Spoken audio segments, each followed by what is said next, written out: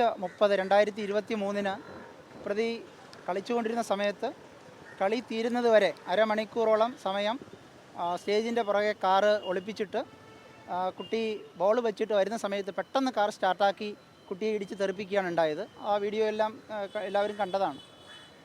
ഇതിന് ഒരു 3 മാസം മുമ്പ് ക്ഷേത്രത്തിൻ്റെ ഈ സ്റ്റേജിൻ്റെ സൈഡിൽ കുട്ടികൾ ബോൾ വയ്ക്കുന്ന സ്ഥലത്ത് പ്രതി മൂത്രമൊഴിച്ചു.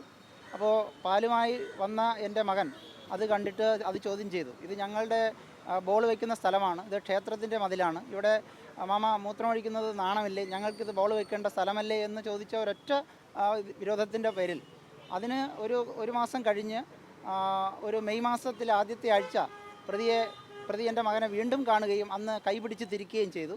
അന്ന് ഒരു അമ്മൂമ്മ, എൻ്റെ ഒരു കുഞ്ഞമ്മ വന്നിട്ട് ഈ പ്രതി കുട്ടിയുടെ കൈപിടിച്ച് തിരിക്കുന്നത് കണ്ട് മനസ്സിലാക്കുകയും അത് പെട്ടെന്ന് അമ്മൂമ്മ വരുന്നത് കണ്ട് പ്രതി കൈവിട്ട് പോവുകയാണ് ചെയ്തത്. പിന്നീടാണ് ഈ 3-ാം ഓണത്തിൻ്റെ അന്ന് പ്രതി പതിവായിട്ട് ആ ക്ഷേത്രത്തിൻ്റെ ഭാഗങ്ങളിലുള്ള സുഹൃത്തുക്കളുമായി മദ്യപിക്കാൻ എത്താറുണ്ട്.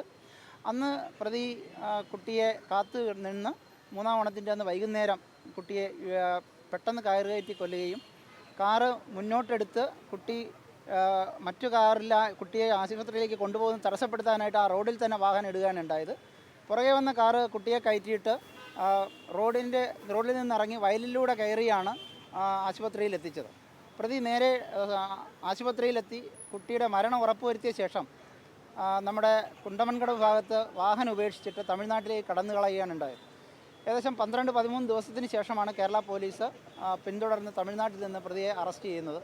ആ കേസാണ് ഇന്ന് ഉച്ചയ്ക്ക് 12:30 വിധി പറയാൻ പോകുന്നത്. ഇന്ന് തന്നെ ശിക്ഷാവിധി ഉണ്ട് എന്നാണ് കോടതി പറഞ്ഞത്. അങ്ങനെ വിശ്വസിക്കുന്നു.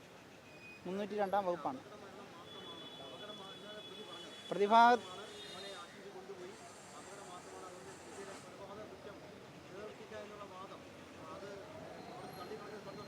കോടതി തള്ളിക്കളഞ്ഞു. കാരണം CCTV ഫുട്ടേജ് ഉണ്ട്. ദൈവത്തിൻ്റെ ഒരു 3-ാം കണ്ണ് എന്ന നിലയിലാണ് ആ CCTV ഫുട്ടേജ് പ്രവർത്തിച്ചത്, അത് കിട്ടിയത്.